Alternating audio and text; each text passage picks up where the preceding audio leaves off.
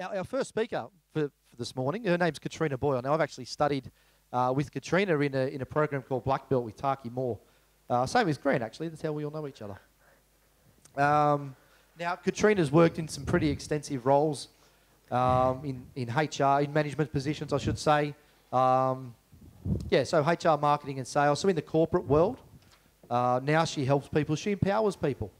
She helps people unlock what's happening mentally. She empowers them. She works with a lot of women to help empower women. Works with a lot of business people to actually find out what it is that triggers you for success. So just reading a bio here. So drawing on her academic qualifications in commerce and human resources, as well as her extensive experience as a business leader, Katrina is equipped with unique skills and expertise to coach clients and provide consulting services to almost every department within a company. So she's worked with some pretty fantastic companies as well, which I'm sure she'll share with you. She's a passionate coach, a keynote speaker, and really excited to have you on, Katrina. I hope there's no more glitches, but I can't promise anything. So if you could give a round of applause. If you could stand up and give a round of applause to Katrina, that'd be great. Thanks, Stephen. Good morning, everybody. Well, thank you for having me. So as Stephen said, we've had our fair share of glitches this morning, and they're kindly sorting out a change of laptops as we change presentations today, just so that we can work around some of those challenges that we're having. Whilst they do that, as Stephen said, I work as an executive coach and change consultant. So I help people and organisations work through transformational change.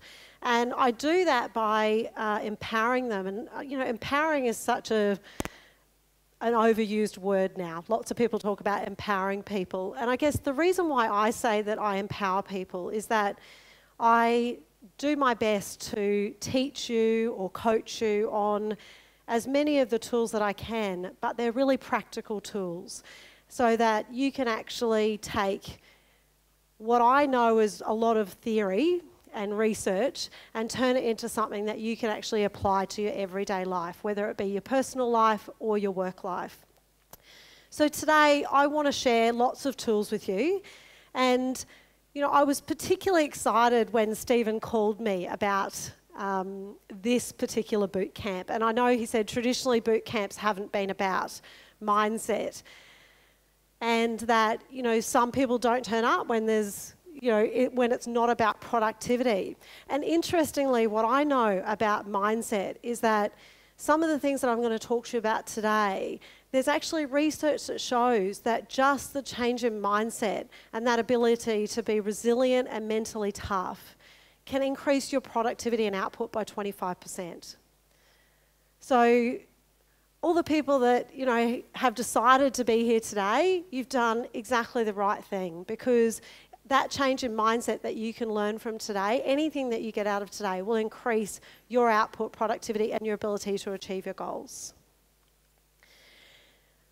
So when I looked at the advertising for today around Dare to Dream, the words that struck out to me, and Stephen was really passionate about this when he was on the phone to me, these words around resilience, strength, passion, courage, determination.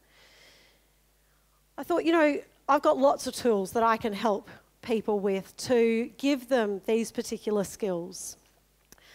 What I'd love to know, though, is I can teach you lots of things, but unless you feel like you really need them, then it's just going to be like an F-111. Straight over your head, you're not going to take it in.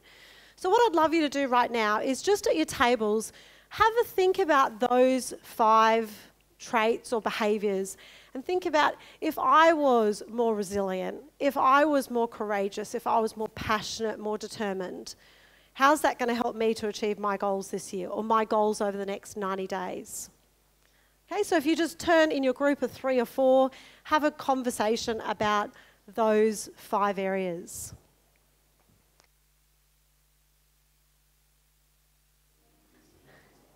So it sounds like, based on the conversation, that you're feeling like some of these traits might be quite beneficial to you. I'd love to hear some of the things that you talked about. So why might being more determined, being more resilient actually help you in achieving your goals?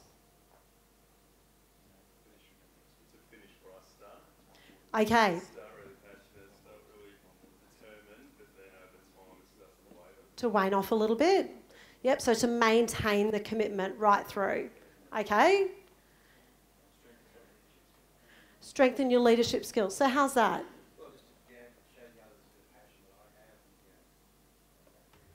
Yeah, okay, so like role modelling that passion to them so that they're more passionate about what they're doing. Okay, thank you. And what about this table over here? Do you have something? It is about keep going when things get tough or when something happens and it gets you down. It's about getting back up and Trying something else. Yeah, it's like, you know, something gives you a bit of a setback, but get back up again and try again. Try something different. Take another route to get to the same outcome. Did you have something up the back that you wanted to share? Yeah, I guess from my side of it, just when you're quoting a lot of jobs and you're getting the no's, you know, one after the other sort of thing, it's just that you're going to get a yes eventually, and you just got to keep going until you get it. So Yeah, it can be quite demoralising sometimes too, doesn't it? It's like, you know, so the continual no, you know, is quite demoralising. So it's how you actually keep yourself positive and maintain the confidence that what you're offering to people is the right offering, and believe in yourself continually.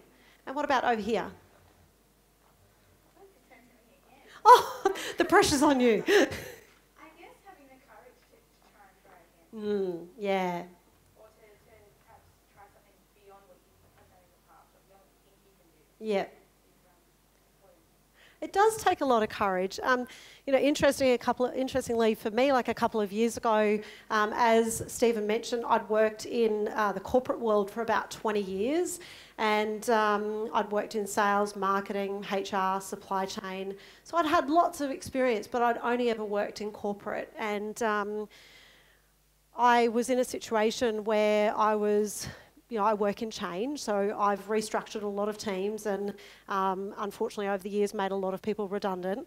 And I looked at my team. I had a large team of about 40 people, and I looked at it and I thought, you know what, I could actually disband this whole team and put them into a number of different areas and effectively make my role redundant. And so I proposed that to the organisation, and that was a pretty courageous move because I knew that what it meant was that, one, they would want to redeploy me into another role because I knew that I was highly valued in the organisation. But what was really courageous about it was that I didn't want to do that. I wanted to put myself into an uncomfortable position. I realised that after 20 years of working in corporate, I wasn't actually learning anything new. So, you know, I stepped out of everything that I knew and moved into having my own business and taking, yes, all of the skills that I had. I knew that I had lots of experience and skills that I could leverage from that experience, but I took all of that, and that helped me to be a lot more courageous in making the decision that I did. So today I'm going to talk to you a lot about some of the things that you just said then around having confidence and courage and being committed. So the reason why these skills are really important is that, look, life, what did they say in that movie? Life is not a box of chocolates. Well, look, we'd love it to be that way, and sometimes, you know, with a bit of positivity, we can start to think that life is more like a box of chocolates, but unfortunately sometimes it's not, and that we are presented with challenges, and those challenges can be quite overwhelming. And that, you know, it's tough when you get a setback to, you know, get back up again. Like you said, you know, to get back up again, to hear those no's when you're quoting on a job and want to get back in and go, okay, I'm going to give it another try. And sometimes, particularly when you're in your own business, you feel like you're on your own. I know for myself, when I moved out of a corporate environment into having my own business, that was one of the things that I missed the most was, you know, having people that I could just bounce ideas off and go, what do you think about this? And, you know, when I was first in business, I was just working on my own. Fortunately, now I have a team of people. But, you know, you're very much on your own and you have to work out how to overcome your own challenges. So what I want to help you with today is how to recognise that the strength is actually within you. So all of the things that you talked about around courage and commitment and confidence, that strength is all within you to tap into. You can actually, if you use the tools that I'm going to share with you today, even 2 or 3 of them, and I'm going to share a bunch of them with you, if you use just 2 or 3 of them, you can really increase your ability to achieve your goals. And prevent things getting in your way. So challenges are always going to get in your way, but how do we navigate our way around them? Okay, so not let them actually stop you in your tracks. So I'm going to give you some practical tools to help build what I call your inner power. So before we do that, I wanted to have a little bit of a conversation around inner power. I was going to show you a video. Here you go.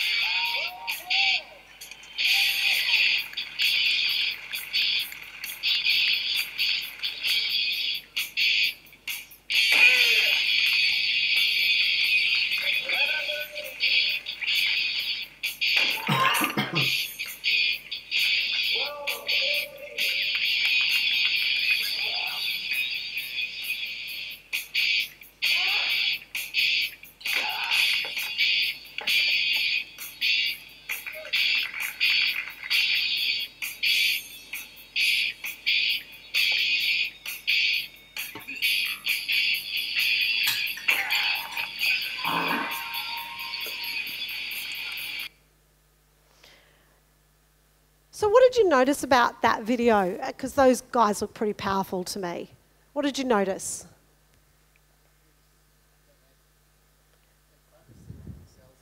Uh-huh. Yep. Before they did the whacking, they were really focused.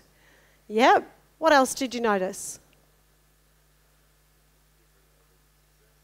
Yeah, different levels of success. There was one guy that cracked all the way through, then there was others that, you know, there was 8 or 10 of them. What else did you notice? Was there anything different about each of those people? Like physically different about them? Did they look... They had different styles? Okay, what was different about their style? Ah.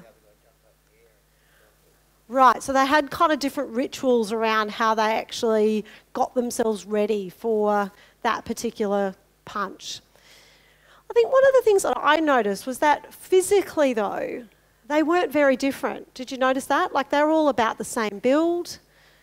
So I started to think to myself, what's different about these guys? If it's not physical, it's mental. So what they do is they tap into their mental energy and their mental toughness to be able to get themselves to be able to be stronger than the other person. You know, there's only so much you can do with your physical body to make it stronger and be able to do something like that. So they do a lot of, so they have those rituals where they, you know, each have a different way of lining themselves up, and that gets them mentally prepared for what they do. There was one guy that kind of walked up and he stood there and stared at it for a moment before he actually then lined himself up. So they each had their own kind of mental preparation to get themselves into the right headspace to do what they had to do. So that's what I want to talk to you about today, is mental toughness. So mental toughness is, there's a new school of thought around the ability of the mind to be able to overcome challenges and stress and pressure. And it's all about tapping into the internal mental, the toughness of your mind. So today I heard Stephen talk about resilience, and resilience was one of those 5 things that were underneath the Dare to Dream marketing, underneath that promotion. And resilience is a great thing to have, absolutely, and it's part of mental toughness. So resilience is about being able to cope with stress and pressure when times are tough. So when times are tough, you can cope and get yourself through a situation. With mental toughness, we want to take that resilience to the next level and be able to proactively manage our mental toughness when there's challenge and stress and pressure. And then what we want to be able to do is not just cope, but thrive. So is actually seeing when people are continually saying no to the quotes that we're giving them, that this is actually an opportunity for me to grow. So if I'm trying it this way and it's not working, what should I be doing differently? Okay, so it's actually using it as an opportunity to say, well, actually, maybe that's not working very well. Maybe I need to learn something from that. Or maybe it's working really well. How can I make it even better? The other thing that people often talk about is being hardy. You know, a person is hard. They're able to, you know, bear a lot of pressure. And look, hardiness is, once again, a great skill to have. You hear people, you know, that have survived days in ice and snow condition. That's hardiness. That's being able to really survive. And part of mental toughness is being hardy and being able to survive against those types of odds. So why is mental toughness important? Because, you know, you mentioned to me before that those 5 things that are on the screen up there around the Dare to Dream elements are important to you. So let me explain to you a little bit about why mental toughness is important. It's a little bit hard to see this. Let me talk you through it. So I think the first thing that I mentioned earlier was around performance. So people who are mentally tough tend to outperform others by 25%. So, you know, where we talk about, you know, productivity in a business as being really important and then mindset being not so important, I would actually challenge that and saying mindset is the most important thing you need to be focusing on because it's going to help you be a lot more productive. So what you'll find is that when people are mentally tough, they perform better. As you said before around, they will start something and continue it right through to the end. They're more employable because they tend to be higher in their well-being, so they have less sick days. They're more passionate about the organisations they work for, so they're more engaged and they're committed to what you're trying to achieve as an organisation. So what I'm trying to help you with today is not just skills that can help you, but when you talk about, you know, being able to take the things you've learnt today and actually be a better leader, then you can actually learn these skills to be able to share with your team as well, because then you can increase the productivity of your teams and have higher retention, less sick days, and all of those positive things that any business is looking for. So let's get into the nuts and bolts of how you actually recognise mental toughness. So what I'm going to do is I'm going to spend this time before the break talking about how to just really understand mental toughness and recognise what it is. And then after the morning tea break, we're going to go into how to build mental toughness, and I'll give you some skills around how to build it. So what do you see in these photos?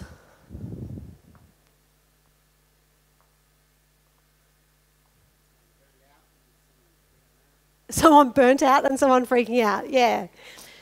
So this lady down the bottom here with her arms like this, what does she look, what's, you know, if you were to explain some of the feelings that she might have, what's she feeling? Anxiety, frustration, stressed. Stephen can probably relate to this because I think this morning he was kind of looking at the laptop a little bit the same. You know, fortunately he controlled his emotions exceptionally well. I think what this is showing, like, when something happens like this with technology, it's completely out of your control. Okay, and sometimes challenges in life will come through and they're going to be completely out of our control. There's nothing we can do about it. And that's when you start to feel like this lady does here, where you feel like you want to pick up the laptop and throw it out the window. Okay, so your life feels like it's out of control. You can't do anything about what this laptop is doing.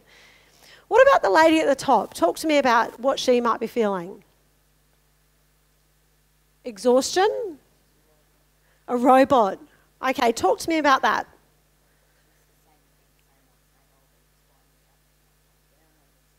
Okay, so wind me up. I just do the same old thing every day. What else? Worn out? Not excited? Yep. So mental toughness relates to what we call the 4 C's. So the first one that I'm talking to you about here is control. So you do have a workbook there. And look, I think you've got it, so it's at the back of the book there. So the first one is around control.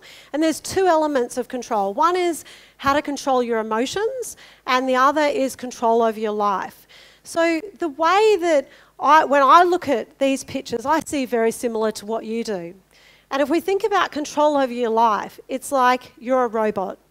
You know, you turn up to work every day, you do what you have to do because someone else is telling you to do it, or you think you have to do it. It's not something you are inspired to do or motivated to do.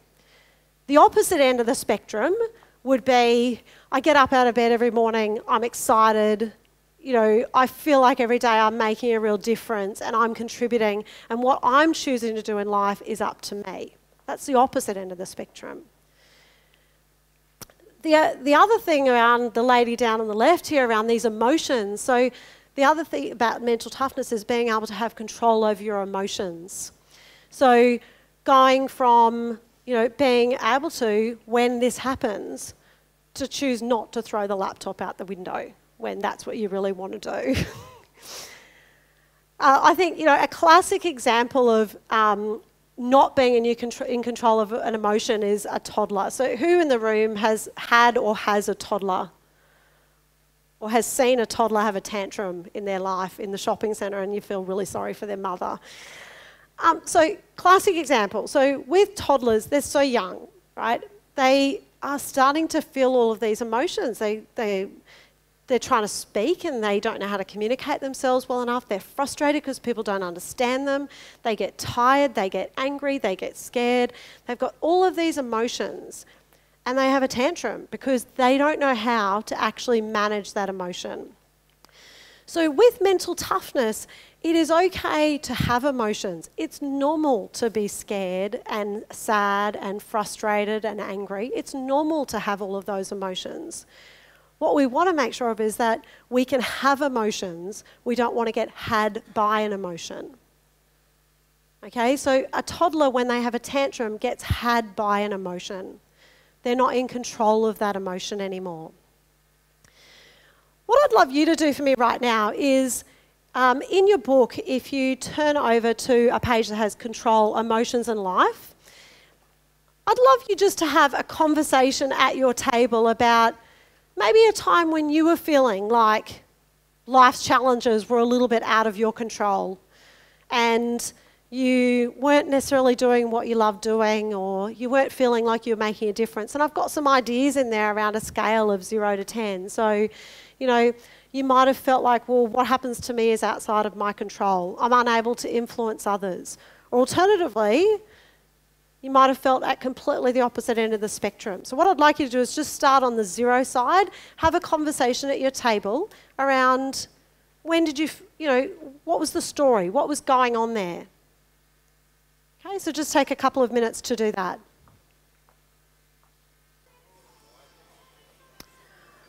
Okay, how about you share some of your stories with me? You don't necessarily have to share the details, but what I'd love to hear from you is when you're in that position, or you knew someone that might have been in that position where they weren't necessarily feeling like they were in control of life or in control of their emotions, what were you noticing?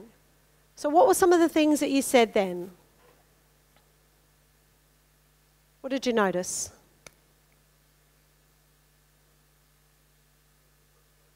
Frustration?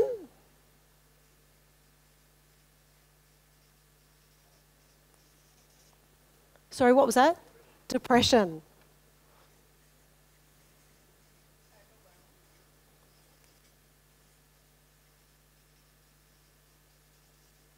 Yep.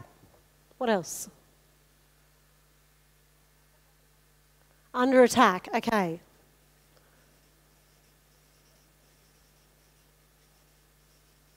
Anything else? Okay.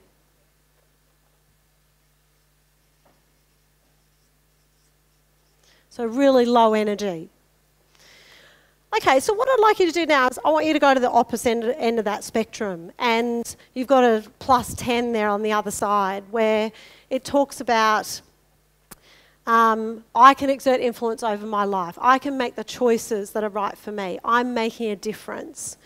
So what I want you to do now is think about a time in your life where you felt like you were really energized and you were motivated by what you were doing. You were in control of your emotions and your life, and you were making a difference. I want you to share that with the group again now, and then we'll do the same again. I want to hear what were you thinking or feeling or acting in that time, okay? Okay. I hate to break up the conversation because I can see there's lots of good conversation going on here. I'd love to hear what you were sharing with each other. So in that time where you felt like, you were in control of life and your emotions, what were some of the things that you were thinking or feeling? How do we explain that time? Valued. Uh-huh. Yep. Okay. It was interesting just about that energy. One of the things that I noticed then, and I know there was a good song on as well, but one of the things I noticed even from the start of the conversation, the whole energy in your group actually changed. So, when you were talking, you were all head nodding and like acknowledging each other. The energy just went up from that conversation before when you were all talking about, when your life was out of control, there was more smiles on your faces. Like, interesting, isn't it? Even when you talk about being in control of things and, making good life choices, you're happier. Did you have something you wanted to share? Uh-huh. Uh-huh.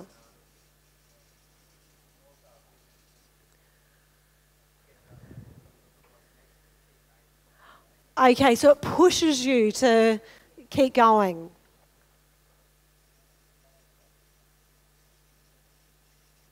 Okay? Confidence.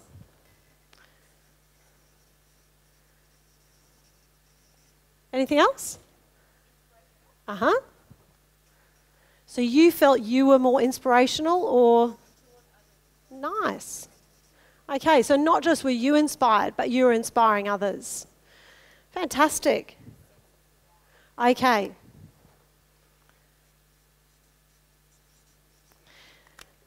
So do you notice something here? So even just when I was trying to debrief the conversation before, it took me a while to get you to talk about these.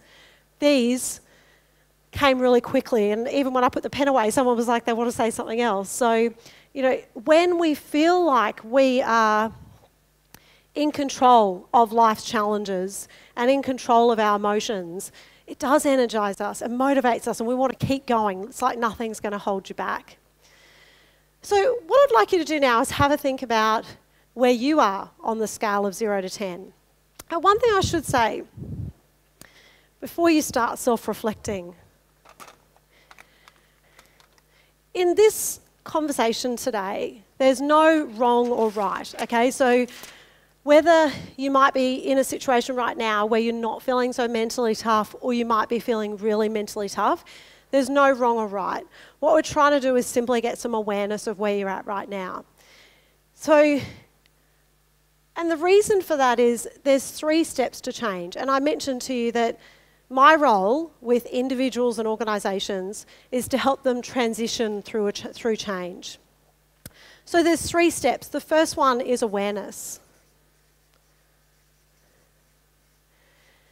So I'm going to help you today just get aware of where you're at right now. So where are you really strong and where are there opportunities? It's not right or wrong, it just is. Once we get that point of awareness, then the next step in change is acceptance.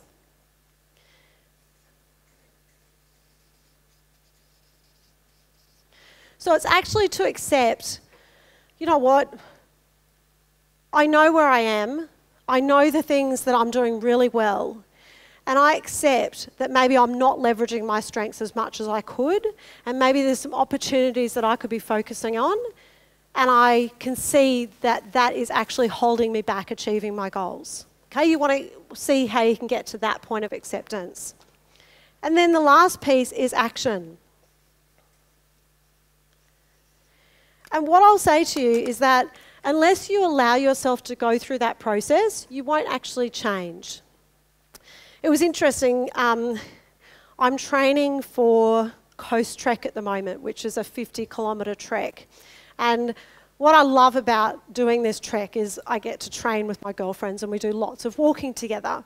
And when I say walking, you know, we go for 6-hour walks, not just an hour and a half, right? Because it takes a long time to walk 50 kilometres, but we normally just train and do 30 Ks or something. But we get to chat a lot. You know, girls love to chat. So one of my girlfriends was sharing with me that she decided to tell her partner that he needed to lose some weight. And I said, oh, how'd that go? And she said, oh, well, he didn't take it very well, actually. I thought, okay, understandably so. And I said, so what did you do? And she said, well, I told him that he should start coming to the gym with me. Or that, you know, one of the guys at work actually goes to the gym and maybe he could join that guy at work because this couple both work at the same workplace. And anyway, he was quite resistant to any of her suggestions she was making. And what I did was I talked her through this 3-step process. And I said, look, the problem that you've got right now is that you're giving him suggestions of how he takes action. He doesn't even know that, as far as he's concerned, he's happy in his body and he doesn't know that this is actually a problem. So, because maybe it's not a problem for him, maybe it's just a problem for her. So what she realised was that she had kind of tried to tell him and give him advice, but in fact that advice was just criticism because he wasn't ready to hear it. He didn't have a level of awareness and he didn't realise that it was anything that he needed to do something about. I did say to her, look, maybe it'd work better if you just said, look, you know, I might find you more attractive in the bedroom or something. That might give him a little bit more of an impetus for change. But, you know, it was just, she'd approached it from all the wrong angle. So what I'd like you to do now is just get some awareness. And I'd like you to do this, you know, for the next couple of hours while we talk about mental toughness, and we'll have a break in between. Just get some awareness of where you're at. So if we go to the workbook where it talks about control, emotions and life, there's a scale there of 0 to 10. I want you to think about where you're at. So I'll give you an example for me. So right at this point in time, I feel like life's going really well. I feel like what I'm doing, I'm really making a difference. I'm getting some good feedback about the work that I'm doing. I feel like how I choose to spend every day is up to me. So, you know, that's a really nice feeling. From an emotions point, so I'd probably rate myself from a life control point of view, maybe an 8 on that scale. From an emotions point of view, we had a bit of a family setback last week, and I'm also feeling a bit stressed because some of my clients are now at, some of them, 90 and 120 days paying their bills. So I can see my money in my bank account going like this and my creditors going like this. So I'm like, you know, there's something going wrong here. So my stress levels have gone up. And, you know, I noticed like on the weekend something happened with my kids and I just screamed at them. And it's just, that's not like me. I don't even like yelling. It makes me feel a bit nauseous, actually. So I think from an emotions, being able to control my emotions point of view, probably about a 3 or a 4. So I want you to have a think right now, where are you at? So think about it on that life control, emotions control, and give yourself a rating. And like I said, there's no right or wrong. It just is. Okay?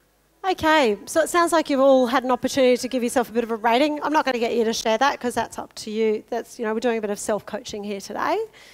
More than happy to give you some coaching during the breaks if you'd want to have a chat with me, but I'll leave it to you to give yourself some self-coaching. You don't need to share it unless, of course, you want to at any point in time. So let's go on to the next C now, which is about challenge.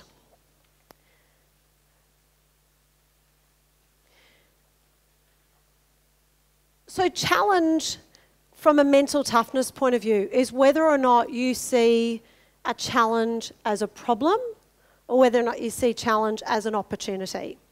And there might be times in life where you see them differently depending on where you're at. In order to improve our mental toughness, what we want to be able to do is practice more seeing challenges as opportunities. So what I'd like you to do for me is, I think we might come up the front for this. We might get in 2 lines and have a bit of a speed dating session. Okay, so what I want you to do is I want you to have a think about when have you been faced with a challenge, or maybe someone you know was faced with a challenge. Now, have we got an uneven number or even? Are we even? Yes? Great. So think about a time when either yourself, you've been faced with a challenge, or maybe you know someone who was faced with a challenge, and when they were faced with that challenge, they focused on the problem, what the problem was, how it was all consuming them. Think about that, or it might be all consuming you. You know, I think an example for me is, as I mentioned before, unfortunately, in working in change, I've done lots of restructures over the years, and you see, obviously making people's roles redundant is a very stressful situation, depending on, what is happening in their life. One of the things I notice, though, is how people can respond very differently to them. They can either respond to that redundancy being an opportunity for them to start new, develop and learn, or they can see it as a huge problem which is all too consuming that they can't actually move past. But yet, people might be in very similar life situations. Everything around them is similar, but how they look at it makes it feel so much different. So what I want you to do is I'm just going to get you to talk to the person in front of you. 1 minute, have a conversation around that. When you've seen a challenge as a problem and how it made you think, feel or act. Okay?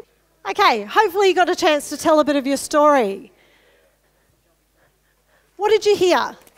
What did you hear about what happens when you face a challenge as a problem? Uh-huh.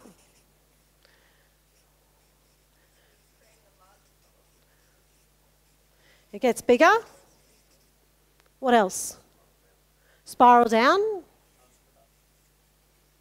It's unproductive.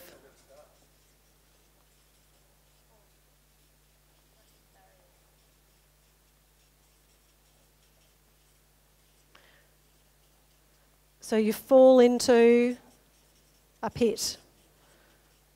And then it was barriers. Pit man. Not a nice place to be, right? That is, and it's interesting, like you notice the conversation then, it was quite low energy. It's like, oh my goodness, like this is a real problem. Okay, so this is how we do speed dating. So everyone on this line, you're going to stay where you are. Larry, you're going to come around here and everyone's going to take a step to the right on that line over there. Okay. So we're going to mix things up a little bit now. What I want you to do is talk to the person in front of you about a time where you or someone else might have had a challenge, but you treat it as an opportunity. How did you approach it differently? So how were you thinking, feeling and acting as a result of you looking at this as an opportunity? Okay, let's have a chat. So already I'm noticing the conversation then looked so much different. It sounded so much different. Like I could see lots of hand movements, lots of smiles, like more open body language. It was amazing just seeing the difference there. So how were you thinking, feeling or acting differently when you saw a challenge as an opportunity? Sorry?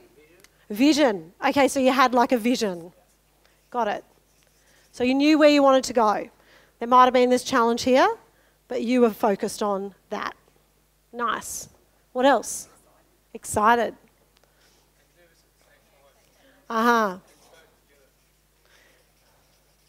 Which is an interesting feeling, isn't it?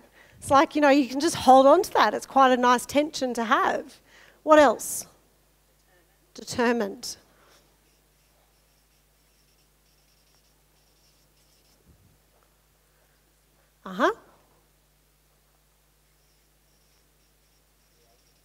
Creative. So you're being like quite innovative and creative in your thinking. What else?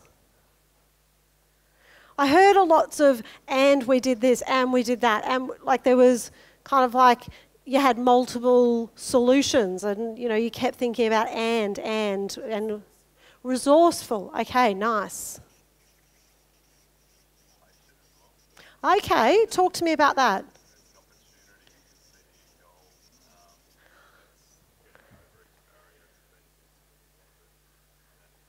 Uh-huh.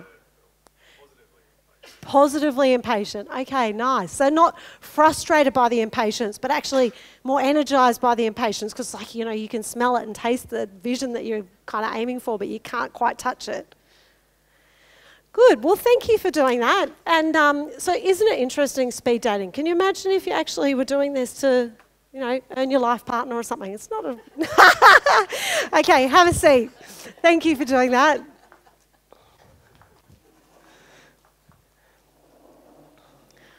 I fortunately never had to do speed dating or online dating, but I don't envy people these days trying to find their life partner. I think it's much more challenging than what it was when I found mine. You know, just meet in the pub, get married, have kids, and we'll live happily ever after. So what I want you to do now is the same as what you did before. So in your workbook, you've got a scale there of 0 to 10. Have a think about where you're at. Like I said, there's no wrong way or right way. It just is. So all we're about now is getting awareness. So if this is a strength of yours, then let's tap into that. If it's an opportunity, let's recognise it. Let's move on to our next C, which is confidence. I love this quote of Henry Ford's, whether you think you can or you think you can't, you're right. And this is confidence to a T. And speaking of T's, I've got a bit of a story that I was going to share with you. So I'm coaching my daughter's T-ball team at the moment. A bunch of 12, 6 and 7-year-old girls who actually play in the baseball club, and we play against all boy teams, but they don't really realise that. They think nothing of it. So last weekend, I've got a little girl in my team. She's quite little for her age. Anyway, she has always batted well. They're a good group of batters, and she always gets on base. Sometimes she'll get run out, but she'll always have a hit and either get on or get out at first base, but the majority of the time she gets on base. Anyway, last Saturday, we got up to the first batting innings. She hit 3 foul balls, and in T-ball, unfortunately, when you hit 3 foul balls, you're out. So she was out. She was okay. She didn't seem too concerned about it. We fielded, and then we came back out for our second batting innings. She came up to bat, and she hit 3 foul balls and got out. So you can imagine, by the time we got to the third innings, and she was coming up to bat, what was she thinking? I'm going to fail. It's going to happen again. I'm thinking negative. I could see it on her face. She had just resigned herself to the fact that this had happened. So I just let it go for a moment. She hit 1 foul ball. I thought, okay, I need to get involved here. So I walked up to her and I just said, okay, first thing I want you to do is just breathe. And then I want you to remember, when you got to the game today and we were doing our warm-up, remember that you were hitting the ball off the tee and you were hitting it really hard into the net and you were doing a really good job of it. And remember last week and the week before how you hit the ball every time you came up to bat? That's what I want you to remember right now. So I walked back up to the coaching box. I turned around and looked at her and gave her a bit of a smile. And then she turned around and she whacked that ball. Now, the only thing that was different, there was no training around skills. I didn't tell her how to hold the bat because there was absolutely nothing wrong with how she was holding the bat, how she was measuring up to the tee, how she had her feet, nothing. Everything was fine. It was all up here. And the only difference was that I just reminded her that she could do it. That was all I did. I just had to take her back from where she thought she couldn't to where she knew she could. And you know, what I love about mental toughness is it's a lot of times tapping into when you're at your best. So what was interesting about that speed dating before is all of you had a situation where you had been faced with a challenge and you'd approached it as a problem, but you all knew how to approach it as an opportunity. So we just have to remind ourselves often of when we've been at our best, and then it improves our confidence to do something. So I want you to have a look at this page now around confidence. So once again, it talks about on the 0 side of things, low confidence, consider tasks too difficult, unsettled by setbacks, maybe your head drops when things go wrong. You know, that's what I saw when, you know, when she was up batting, her little head kept dropping down like, oh, I'm just waiting to get out. Or alternatively, on the other end of the scale, high confidence, self-belief. You know, you keep going, maybe hold your head high when things go wrong. So just take a moment now to reflect, where are you right now? So in your, whether it's your personal life or your work life, where are you feeling from a level of confidence? You know, you mentioned over here around, you know, I've submitted quotes and I keep getting pushbacks. That can have an impact on your level of confidence. So if it is that you've taken a bit of a confidence hit, that's fine. We're going to talk about some strategies later that it's going to help you to build that confidence. Okay, but just think about, where are you right now? Okay, so we're going to move on to the last C now before the break. And the last C is commitment. So you mentioned earlier around, you know, why is mental toughness important? Because sometimes, you know, we can start on something and then not come through with the goods at the end. Or we get a bit, you know, we get worn out. So I wanted to show you a video now of someone who was working towards a goal and demonstrated a real level of commitment to achieving that goal.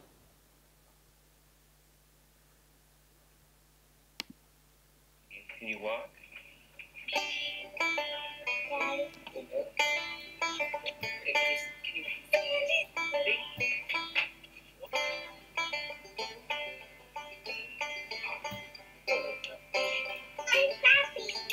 Standing and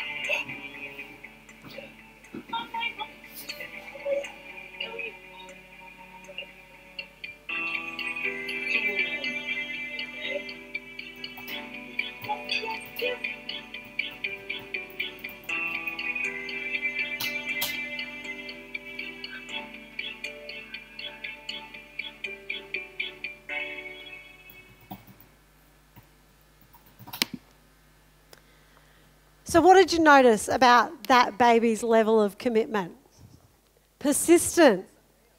Unreal. It is, isn't it? It's really unreal. And it just shows you that, like, who here learnt how to walk?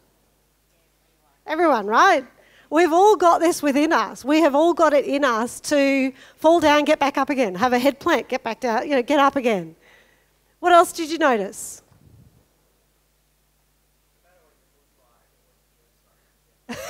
Exactly.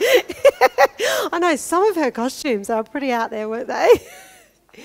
I also thought it was really cute how, did you see the older sister? How she came up and went bang. It's like, you know what, even when people are going to knock you down, you can get back up again. What else did you notice?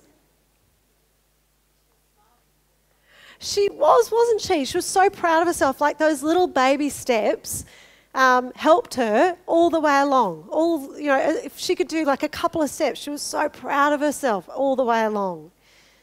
And I think, you know, that's what happens with commitment, is that you need to reward yourself and be proud of yourself. So there was a comment up there around, someone said they felt proud before. It wasn't on that flip chart, it was on the other one. So, you know, part of being committed is actually stopping and smelling the roses, stopping and rewarding yourself. I know that Stephen has for you, as part of boot camp, you do like a 12-week plan or a 90-day plan after boot camp. And I do lots of coaching, and one of the things I often use with people are 90-day plans. Now, 90-day plans are exceptional because you give yourself, you know, you kind of break down your long goals into short tasks. what I would say to you is that we've got to also then break it down into baby steps. And I think you've got a ninja planner or something in your workbook, which is like breaking down those tasks into baby steps. Because what we want to know is, what are the things I'm going to do this week? They're going to keep me committed to that 90-day plan. What am I going to do next week? What are my team doing to deliver on that 90-day plan? Just last year, I trained for a half marathon, and only a number of years before that, I couldn't run further than 500 metres. And I just kept kind of doing runs where I'd be like 4Ks, 7Ks, different events. And then someone said to me, oh, you should do a half marathon. I'm like, yeah, sure I will, no worries. I'd put my hand up before I'd actually even thought about the concept of running for 2.5 hours. So clearly didn't think that through when I decided to say that I was going to do it. And I'm the type of person, once I say I'm going to do something, I then go, okay, well, I'll have to work out how I can. So what I did was I just broke it down. Went, okay, well, if I need to run 21 Ks, really I just need to run 3 7K runs. And I've done a 7K. So if I can do 7 Ks and I can just do 3 of them, then I can run 21. So that's how I trained for it. I just broke it down into small chunks. And when it comes to commitment, that's what we want to do. We just want to be able to break down any kind of bigger task into smaller chunks and give ourselves rewards along the way. Okay, so that, you know, and for me, when I was in the half marathon, I'd give myself a goo, which would give me a big boost of energy as I was running along. Do you know what goos are? Full of sugar and caffeine. They're like really bad for you. So what I'd like you to do is just, once again, go to your book and have a think about where you're at right now. It's the last of the 4 C's around commitment. So, you know, do you lose interest or do you stay motivated? Do you procrastinate or are you energized and you get in and you tackle a task? So we've been through the 4 C's of mental toughness. You know what mental toughness is and how it can contribute to your own inner power. You know why it's important. You told me, and then I kind of gave you a few more ideas on why it's important. And now we know how to recognise it, and you know where you're at on each of those 4 C's. We know what are your strengths and what are your opportunity areas. So we're at a point of awareness right now. Between now and after the break, what I'd love you to do is kind of transfer through this level of acceptance and go, yeah, you know what? I reckon I could learn something from this, and I reckon there's probably 1 or 2 things that I can take out of this, that it's going to help me to achieve my goals regardless of the challenges I go through. So after the break, I'm going to take you through lots of ideas on how to actually build your mental toughness, and you can relate them specifically to those 4 areas. So I'm going to hand back to Stephen. Awesome. Thank you very much, Katrina. A bit of a round of applause.